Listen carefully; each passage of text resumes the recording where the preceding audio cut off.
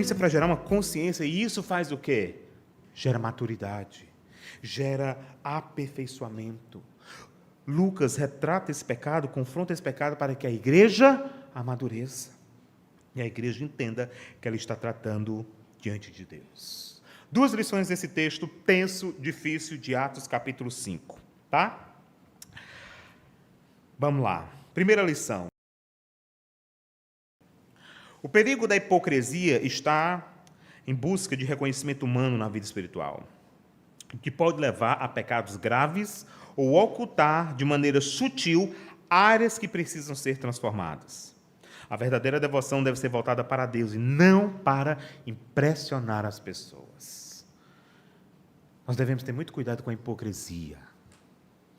Mas não é a hipocrisia do outro, é a nossa hipocrisia diária. De querer cultivar uma aparência só para dar a entender que você é superior espiritualmente, muitas vezes. Todos nós precisamos diariamente quebrar as máscaras que construímos, porque precisamos entender que não é possível enganar a Deus. É uma luta diária, é uma luta tênue, é uma batalha intensa, de nós entendermos que não existe separação entre quem nós somos lá fora e o que somos aqui dentro. Nós precisamos ser transparentes diante de Deus e diante do outro. E entender que a hipocrisia, ela engana a nós mesmos, mas a Deus não é possível enganar.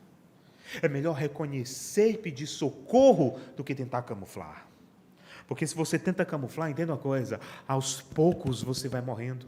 Paulo, confrontando a igreja em Corinto, ele vai falar de situações interessantes. Muitos fracos, doentes e outros que já dormem.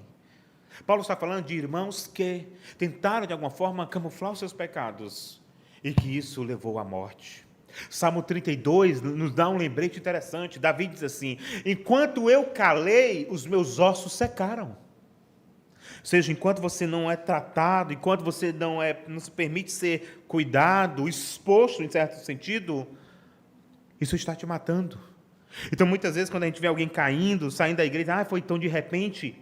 Não foi. Não foi. Foi algo que foi acontecendo de forma contínua, paulatinamente. Mas por falta de confronto, essa pessoa morreu. Segunda lição. O temor do Senhor fortalece a igreja, pois a disciplina divina demonstra seu cuidado com a pureza do seu povo.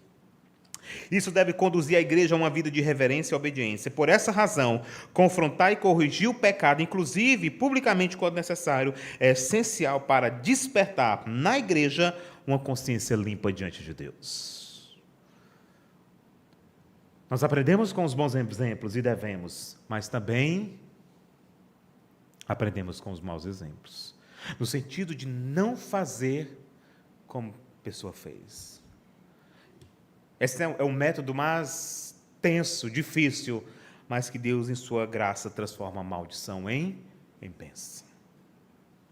Você acha que, por exemplo, as diretrizes legais do nosso país, seja de trânsito, seja do jurídico, não foram estabelecidas ao observar os maus exemplos e, com base nisso, articular e elaborar conjunto de leis para educar o povo?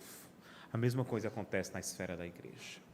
Meus queridos irmãos, eu quero concluir esse sermão dizendo para você que a boa igreja, ela é caracterizada não somente pela pregação genuína da palavra, por cânticos espirituais, por uma administração eficiente no meio do povo, por atos de graça e misericórdia às pessoas que estão fora, mas também, acima de tudo, porque essa igreja tem consciência de quem Deus é, de um Deus santo, e que a minha vida diante dele deve corresponder à sua santidade, ao seu caráter, e gerar em nós temor e tremor.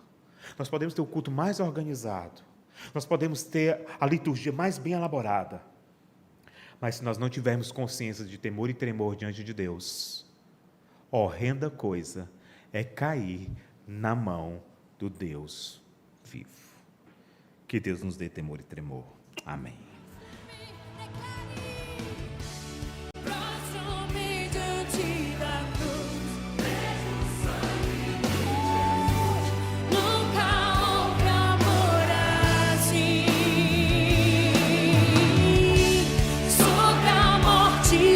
Vencer.